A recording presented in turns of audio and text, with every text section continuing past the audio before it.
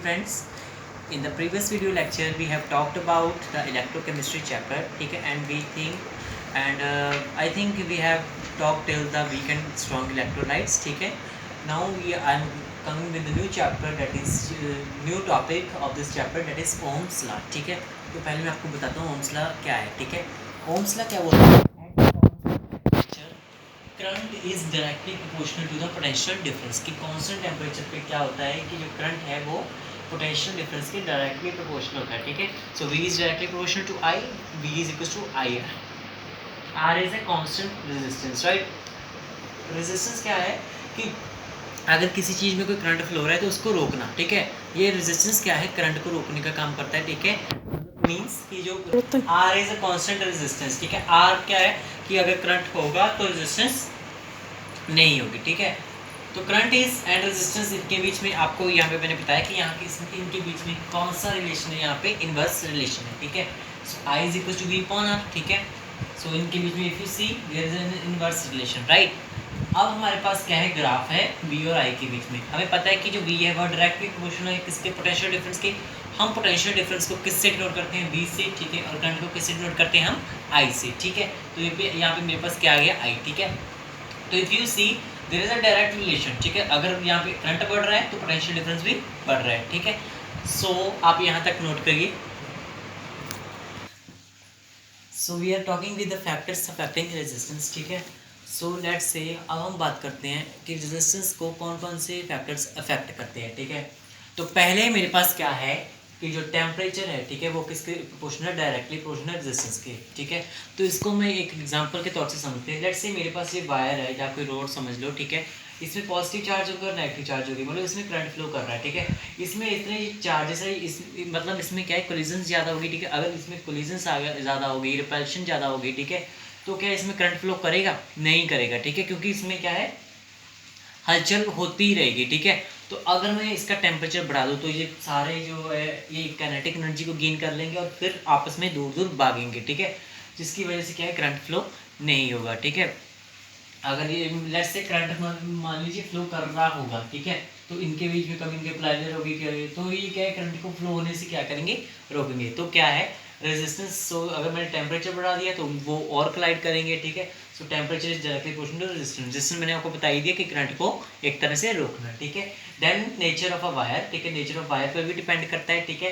And third is length is directly proportional to resistance. की जितनी ज़्यादा किसी भी वायर की लेंथ होगी उतनी ज़्यादा उसकी रेजिस्टेंस होगी, जितनी कम रेजिस्टेंस होगी उतनी कम उसकी लेंथ होगी, ठीक है.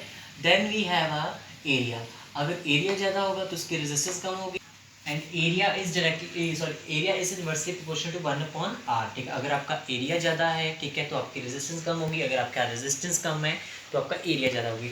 मीन्स इनके बीच में कौन सा रिलेशन है, यहाँ पे इनवर्स रिलेशन है, ठीक है. Then we have from this it is clear that R is directly proportional to L, ठीक है. यहाँ से देखा, और R is inversely proportional to 1/A, ठीक है. अगर आप इन दोनों फैक्टर्स को कंबाइन करोगे, ठीक है, तो मेरे पास क्या आ जाएगा, ये सारी ही वैल्यू आ जाएगी. अब मुझे क्या करना है, इसको मैंने एक्सप्लेन करना है कि क्या है. मेरे पास एक तरह का ये क्या होता है, रेजिस्टिविटी आ गया, ठीक है, क्योंकि मैंने ये प्रोपोर्शनलिटी का साइन हटाया तो मेरे पास यहाँ पे क्या आ गया, रेजिस्टिविटी, ठीक है. इसको हम स्पेसिफिक रेजिस्टेंस भी बोलते हैं. क्या बोलते हैं हम इसको, स्पेसिफिक रेजिस्टेंस भी हम इसको बोलते हैं, ठीक है. तो R is equal to P. जब हमें पता है कि जब हम ना किसी भी कांस्टेंट को एक्सप्लेन कर रहे होते हैं, ठीक है, जब हम किसी भी कांस्टेंट को एक्सप्लेन करते हैं ना, तब क्या करते हैं, उसकी साथ वाली चीज़ों को हम 1 लिख लेते हैं, ठीक है. तो मैंने यहाँ पे लिखा if length is equal to 1, area is equal to 1, ठीक है. अगर मैं दोनों को 1 मानूँ तो R जो आपकी रेजिस्टेंस है वो किसके बराबर हो जाएगी, रेजिस्टिविटी के, ठीक है. तो रेजिस्टिविटी को मैंने यहाँ पे एक्सप्लेन किया. सो रेजिस्टिविटी और specific resistance is equals to the resistance of length of 1 metre and area 1 metre square, ठीक है. तो रेजिस्टिविटी आपको क्लियर होगी.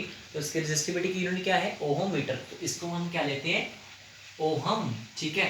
तो रेजिस्टेंस की मैंने आपको पहले नहीं बताई थी, तो रेजिस्टेंस की भी लिख लो. रेजिस्टेंस की क्या यूनिट है आपके पास, that is ohm. Is it clear, ठीक है. सो इसको क्या कर लीजिए, नोट कर लीजिए, ठीक है. तो इसको क्या कर लीजिए, और नोट कर लीजिए.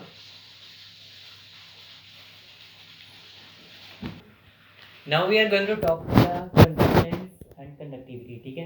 कंडक्टेंस क्या है? It is denoted by G, इसको हम जी से डिनोट करते हैं, ठीक है। And it is a reciprocal of a resistance, ठीक है। ये क्या है? रेजिस्टेंस का उल्ट होता है, मींस क्या है? रेजिस्टेंस का उल्ट मींस करंट, ठीक है। तो कंडक्टेंस भी एक तरह का आपके पास करंट ही है, ठीक है।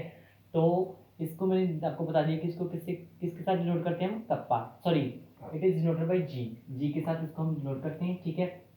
So G is equal to 1/r, क्योंकि ये रेजिस्टेंस का अपोजिट होता है। इसकी ऐसा यूनिट क्या है? 1/, ये क्या? ओम, ठीक है। इसको ऊपर ओम का के ऊपर जब कोई चीज़ आती है तो वो हमें पता है कि उसकी पावर माइनस में हो जाती है, तो ये क्या होगा? ओम इनवर्स, ठीक है। तो ओम इनवर्स हो गया, तो इसको हम क्या बोलते हैं? साइन ओम, ठीक है। Next is conductivity. कंडक्टिविटी को हम स्पेसिफिक कंडक्टेंस भी बोलते हैं, ठीक है। कंडक्टिविटी क्या है? It is denoted bye kappa. इसको आप किससे डिनोट करते हो? कप्पा के साथ डिनोट करते हो, ठीक है। रेसिप्रोकल ऑफ रेजिस्टिविटी, ये क्या है? रेजिस्टिविटी का रेसिप्रोकल है, मतलब अगर रेजिस्टिविटी है तो उसका अपोजिट क्या होगा? कंडक्टिविटी, ठीक है। से वेरी सिंपल लैंग्वेज, राइट, कि अगर कोई रेजिस्टिविटी है तो उसको अगर हमने कंडक्टिविटी को उससे डिफाइन करना हो तो क्या है? रेजिस्टिविटी का उल्टा, ठीक है। जैसे क्या है? रेजिस्टेंस है, रेजिस्टेंस का उल्टा कंडक्टेंस, ठीक है। कंडक्टेंस का उल्टा रेजिस्टेंस, ठीक है। सिमिलरली कंडक्टिविटी में क्या है? रेजिस्टिविटी का उल्टा। नेक्स्ट, तो अब हम यहाँ हमारे पास क्या है? हमने देखा था जब हमने पहले रिलेशन किया था, ठीक है। तो हमने यहाँ पे एक फॉर्मूला देखा था ना रो का, दैट इज RA/L, ठीक है। तो ये क्या हो गया? ऊपर L चले गया, ठीक है। यहाँ पे G आ गया, दैट इज L/A आ गया नीचे, ठीक है। नाउ अब मेरे पास क्या है? इसको मैं G को मैं यहाँ से क्या लिख सकता हूँ? यहाँ पे 1/R लिख सकता हूँ यहाँ से। तो मैंने G की वैल्यू यहाँ से लिख दी मैंने 1/R, ठीक है। Then 1/R is equal to L/A, ठीक है। तो अब L/A मेरे पास पता है क्या होता है? सेल कांस्टेंट होता है, ठीक है। एक तरह का मेरे पास L/A क्या होता है? सेल कांस्टेंट होता है, ठीक है। सो कंडक्टिविटी का हमारे पास फॉर्मूला आ गया, ठीक है। Conductance that is G into cell constant, ये जो सारा हमने L/A, सो इससे निकल के हमारे पास क्या है? एक फॉर्मूला है, that is conductivity is conductance into cell constant. Very very important formula for solving the numericals, ठीक है। सो ओके, नाउ इसको next we are moving with the last topic, ठीक है, ऑफ द टुडेज, ठीक है। Molar conductivity, ठीक है। Molar conductivity क्या है? The conducting power of one molar solution, एक मोलर सोल्यूशन की कंडक्टिंग पावर को हम क्या बोलते हैं? Molar conductivity. मीन्स कि कोई एक मोलर सोल्यूशन है आपके पास, उसकी मोलर कंडक्टिविटी कितनी है, ठीक है। ठीक है, उसको हम बोलते हैं मोलर कंडक्टिविटी, कि उसकी कंडक्टिंग पावर कितनी है, ठीक है। कि किसी की चीज़ को कंडक्ट करने की कितनी उसकी पावर है, ठीक है। It is denoted by lambda M, ठीक है। ये किससे डिनोट किया जाता है? हमारे पास लैम्डा एम, ठीक है। सो मैं यहाँ पे लिख देता हूँ, जो मोलर कंडक्टिविटी है आपके पास, molar conductivity it is denoted by lambda M. Lambda M से हम इसको डिनोट कर सकते हैं, ठीक है। सो लैम्डा एम क्या है हमारे पास? Lambda M is equal to kappa into 1000/c। अब पता है आपके पास कप्पा क्या है? कप्पा के क्या मैंने बताया था आपको? कंडक्टिविटी, ठीक है। सो हमारे पास क्या है? इसको रेड पेन से लिख लेते हैं। कप्पा क्या आता है? कंडक्टिविटी, ठीक है, कंडक्टिविटी। एंड 1000 लिखना है आपने। और सी आपके पास क्या है यहाँ पे? Where C is molarity. C क्या है? मोलैरिटी, ठीक है। सो दोबारा देख लेते हैं कि मोलर कंडक्टिविटी क्या है, कि मोलर सोल्यूशन, एक मोलर सोल्यूशन की कंडक्टिंग पावर कितनी है, एक मोलर सोल्यूशन की आपके पास कंडक्टिंग पावर कितनी है, ठीक है। So that's called the molar conductivity. It is denoted by lambda M, ठीक है, ठीक है। So next is lambda M, ठीक है। इसे नोट करते हैं लैम्डा एम से। सो लैम्डा एम का क्या पावर होता है? Kappa into 1000/c। आपको पता है कि कप्पा क्या है आपके पास? कंडक्टिविटी। एंड सी क्या है आपके पास? मोलैरिटी, ठीक है। So this completes your molar conductivity part, ठीक है। In the next video lecture we will talk about the salt bridge, ठीक है, very very important, ठीक है। So आज मैं आपको एक बार रिकैप कर लेते हैं हमने आज क्या क्या पढ़ा, ठीक है। Now we had talked about the resistance, ठीक है, क्या है कि obstruction to the flow of current, ठीक है, Ohm's law, ठीक है। Then we talk about the resistivity, ठीक है, और resistance क्या होता है, ठीक है, resistivity क्या होता है, ठीक है। नेक्स्ट क्या है आपके पास?